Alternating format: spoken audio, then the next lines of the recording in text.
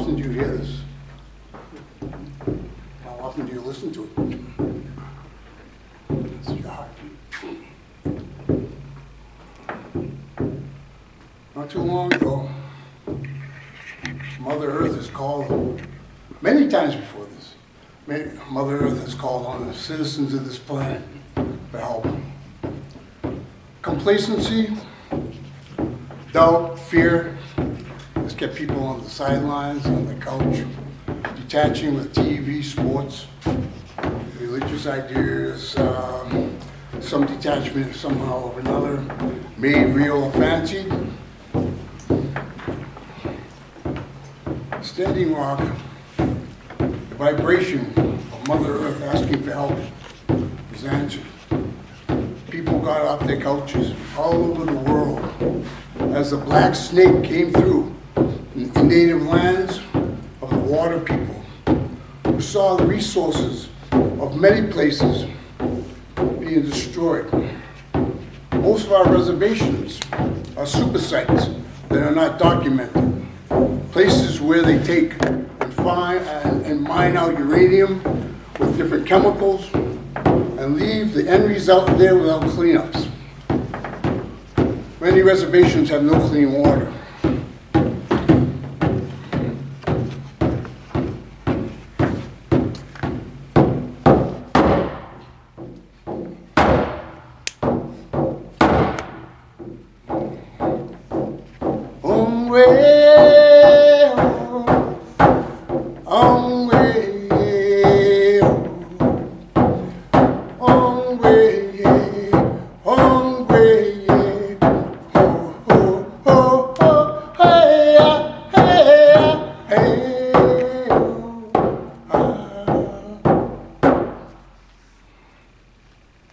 I have to honor my grandfathers. I have to fix them so they're happy. Eagle feathers.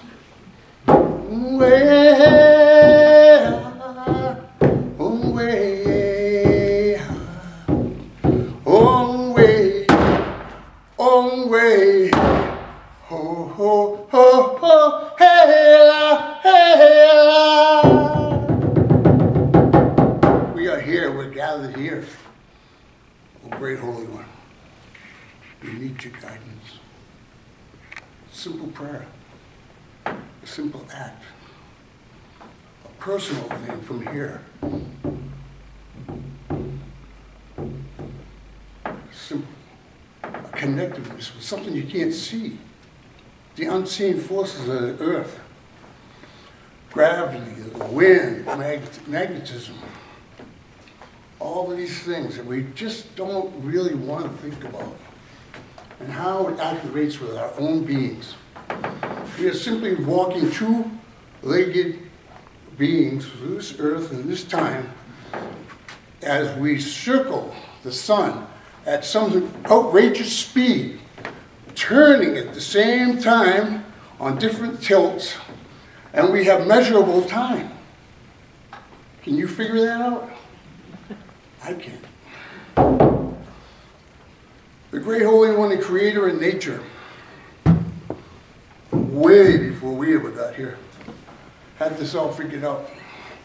And everything that's here was given to us for everybody's consumption and use.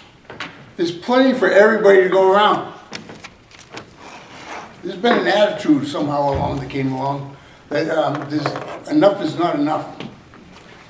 You know, I need to hoard. I need to do this. I need more than you. You know, and it's a difference that we have in attitudes about how we see things. And it's not definitely coming from you. It's coming from the generations that you came from, and the ethnicities of who you are and where you came from, who you are as people. You know, what protected you at these particular time when your grandfathers were around that kept you singular and separated from other nationalities? You know, that was important back then. Very important. What made you better than that group over there and better than that one over there, and don't you ever want to be like them? Separating us. Okay? As time has gone by, Our, our generations have changed.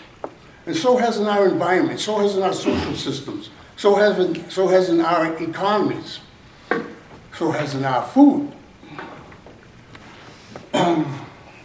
To now, in these last few generations, I'd say in the last 100 years or so, the capacity of man and youth has been opened up so much more than our parents were when they were closed-minded, and it wasn't of their doing, it was because of the environment and how things were given to them. Stay a certain way. If you ask a question, they say, why are you asking a question? You don't need to know that. You know, that's how people used to treat each other in those days. You know? Today, the first thing that comes out of a child's mouth when they can talk is the first word, and most words they say is why. Why is this? Why do we do this? Why is that? You know, the human language and human thought is probably the most primitive and in the whole universe. We are very pitiful beings. We are new in the scape of the universe. We are just developing some kind of a capacity of learning where we are. Where are we? We're on this beautiful blue planet, floating through this universe and this galaxy, you know, governed by natural laws that we're still trying to define. And why are we defining them? Why don't we just enjoy it? I have a number of things to read here and a number of things to do here, but I really need to get to it, so I'm going to give you some ideas that have already been written. One of the things that I am as a Native American man, I'm an Oneida, which is part of the Iroquois Confederacy, which most of you and your forefathers bought into. The big PR of the Constitution of the United States was a spiritual document that was practiced, a spiritual document, a spiritual principles of living by the Iroquois people, something that was here. Virtuous people who believed in the spirituality and the connectiveness and the interconnectedness with nature and all things around them. They treated each other well. There was no jails, institutions, or mental problems. There was good morality. We didn't need those things because it hurt more to think the bad thoughts. We punish ourselves and ask for forgiveness and ask for help. And then we go to somebody and tell them what happened. You know? We trust each other. Something we don't feel anymore today. What is trust? Oh, I trust my mother, I trust this and that. You know, human beings will all let us down. The economy will let you down. Our elected officials will always let us down. You know, expectations, you know, we try not to have them, but we all do. So, what I'm trying to say is, at one time, there was a virtuous people on this earth. Because the Europeans at that particular time were overcrowded and needed more expansion. And most of them never knew what freedom felt like. None of them ever knew what expansion or vastness looks like. You know, and coming to this land, it was a wonderland. And I'm glad you're all here. I'm sincerely glad you're all here. This was supposed to happen. It was already written and prophesied. The genocide and the beginning of our history here and the truths that are untold are that this land and this country was developed and embedded in slavery and genocide. This is the truth. Okay? When are we going to start healing from this whole mess? We're going to start healing when we can say the truth. You know, we've already decided in our hearts that we are grateful that this has happened.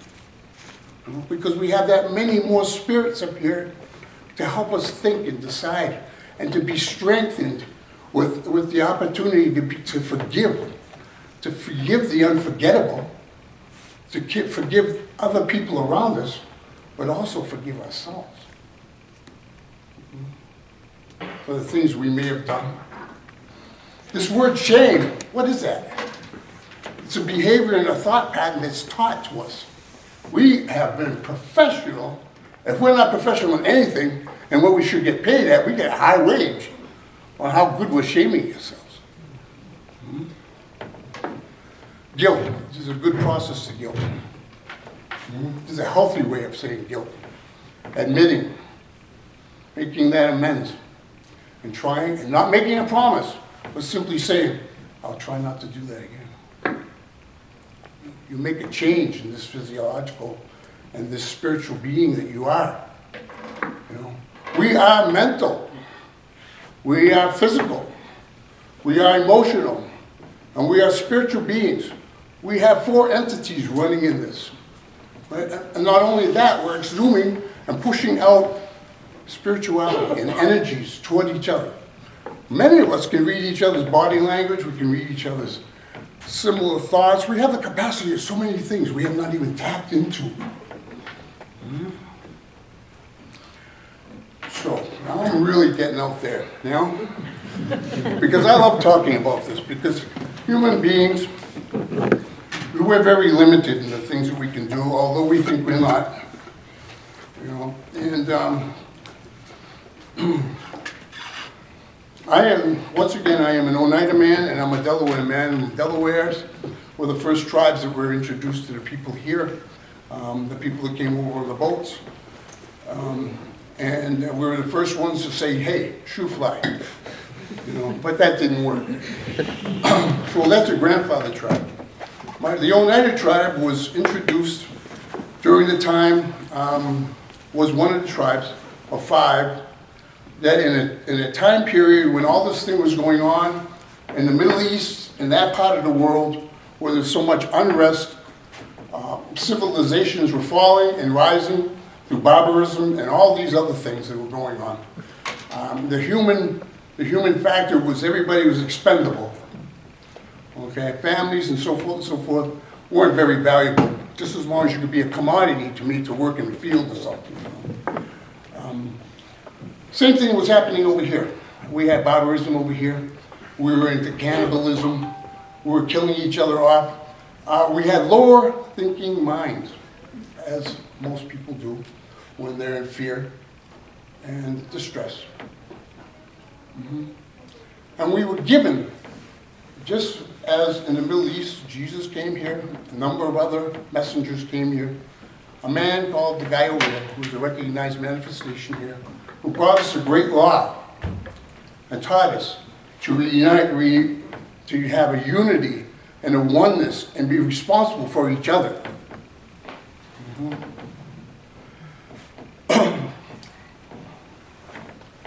This became such a prevalent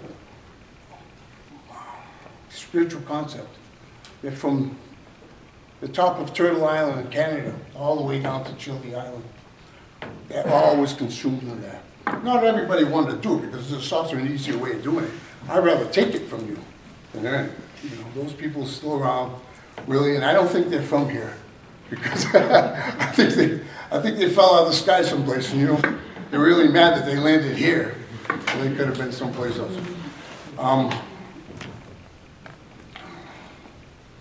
What I'm saying is, messengers have always been given to people in the time of spiritual need.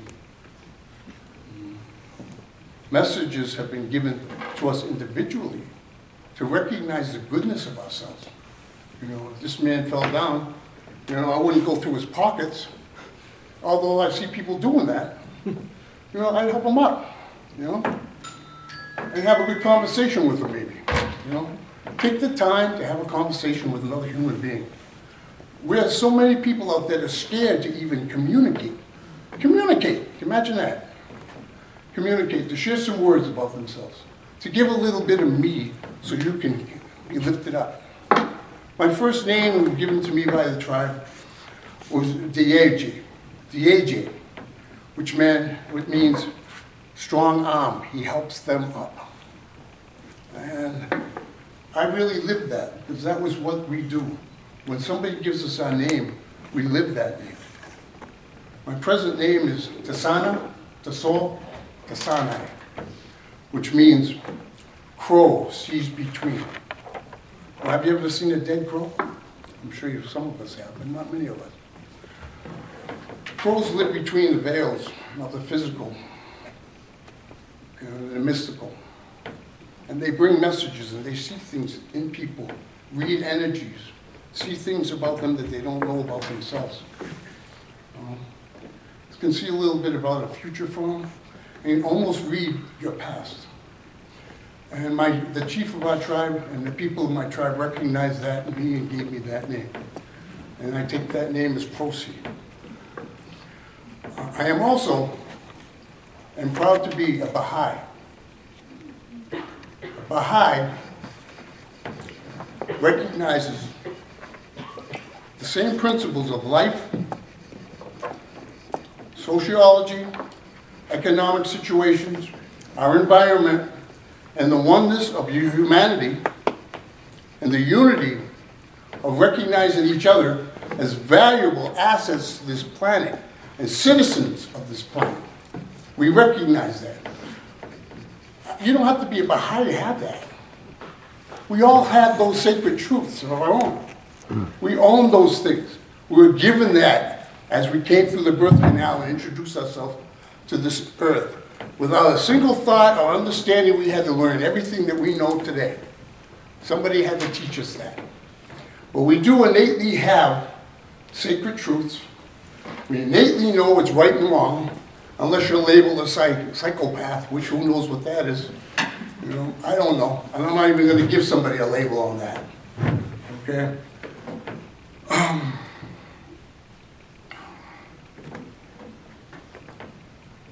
I love the differences. There is very little differences between the thoughts of Baha'i people and Native American and indigenous people and Aborigine people all over the earth. And in general, most people who want to step back from the old ways that have been introduced to them, pressed upon them or suppressed upon them, and say, you know, this is not my truth. You know, my truth is something different. I feel different than my parents. And once you stop talking the words of your parents, you suddenly become your own individual self. You know, I used to talk and imitate my dad and walk like him and, you know, everything. And now, you know, now I step back and say, you know, Dad, your life has been a big lie. That's my perception of it. You know, he goes, well, I didn't like it much either. You know? But I like you, and keep going, Daniel, man, because that's what you're supposed to be here for. You're supposed to better things. You know, I got you this far, you know, and now I'm just going to sit back and enjoy the rest of my life. And what's going to make me even happier is hearing that you're doing something about what's going on. Okay. Many groups and movements we see to humanize the environmental problem. The Baha'i understands the need to spiritualize it. The environment catastrophe we now face is a symptom of a much deeper malice of the human race is at war with its own true nature. Can you dig it? Huh? Let me say it again. The human race is at war with its own true nature. Rediscovering and developing our spiritual qualities can no longer dismiss our marginal mistakes. It is now the central issue itself. I've got one more for you. Maybe I'll let you go with a couple so you guys don't start floating in the air. Change is a law governing the whole physical creation. The earth is in motion and growth. The mountains, hills, and the prairies are green and pleasant. The bounty is overflowing. The mercy universal. The rain is descending upon the cloud of mercy. The brilliant sun is shining. The full moon is ornamenting the horizon. The great ocean tide is flooding every little stream. The gifts of successive. Bountiful treasure in the hand of each and every one of us. There's more than enough for everybody here. But we're giving our rights away on a daily basis, because we can't stand up and admit our own personal and sacred truths as a result of fear of being signaled out that you don't fit in or you're different than us now. I thought you were like us. You have groups that come together. When you get together and you expose yourself to these new things, or these inner truths that we have, and say to yourself, I feel this way. It's not that I think this way. Thinking is about survival. Right? Feeling is being in touch and connectiveness to our universe. Feeling. I look at this woman, I feel good just looking at her. Same here. If there was a dance going on, I asked me for a dance.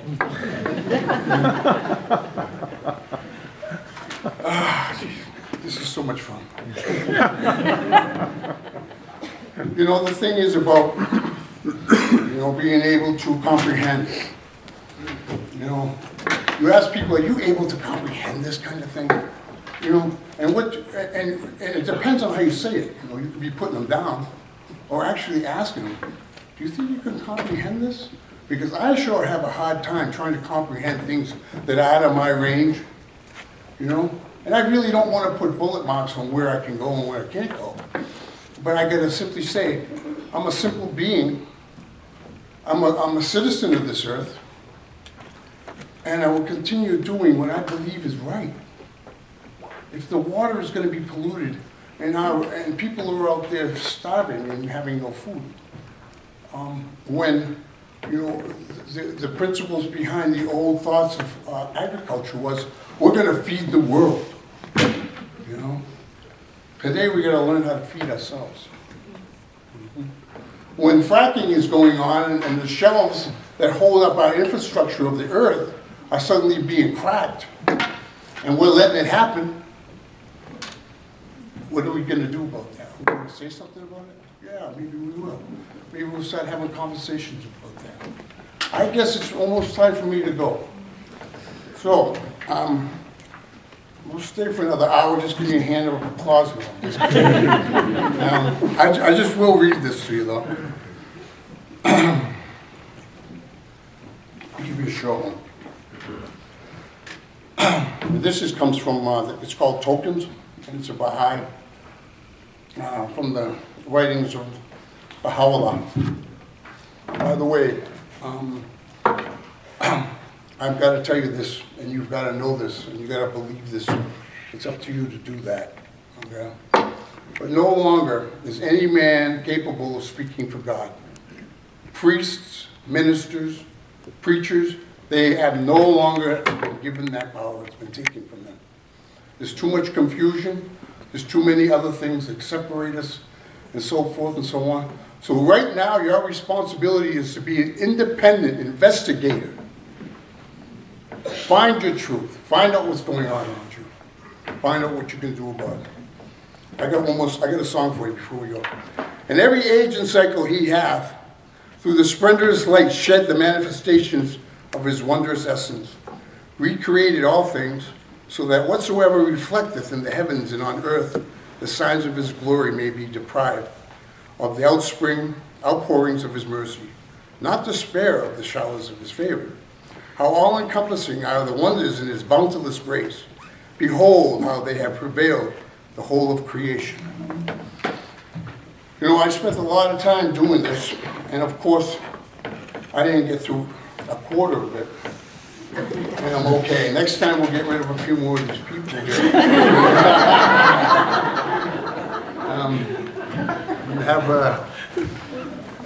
But I will say, This is a sacred drum, and these are the first two songs that I sang into this drum.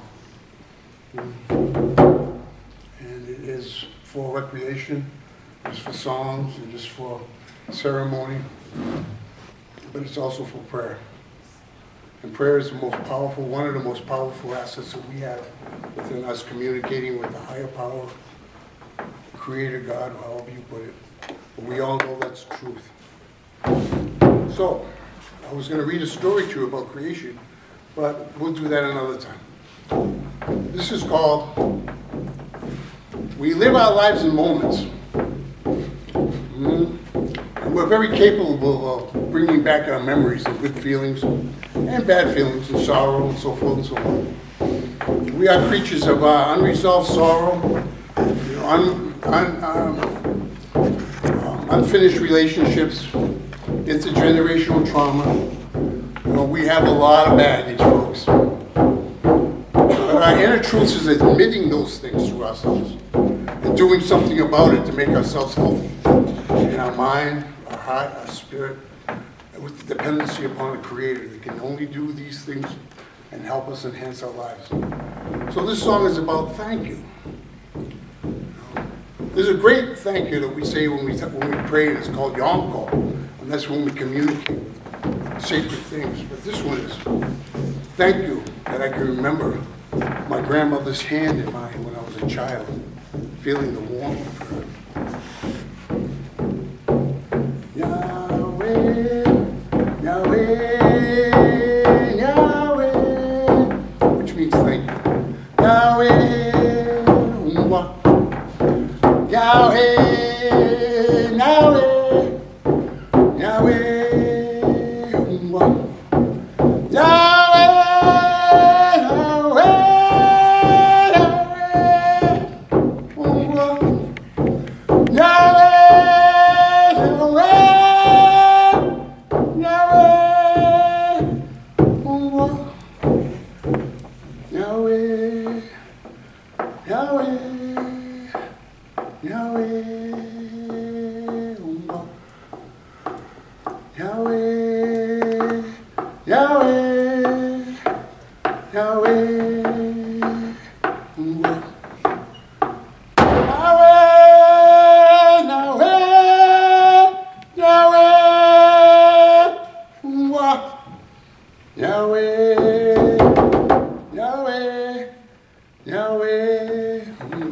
Thank you very much.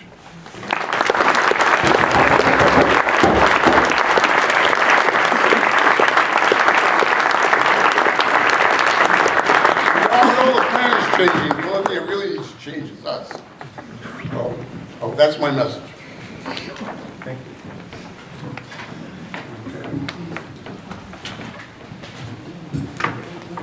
I can get this thing.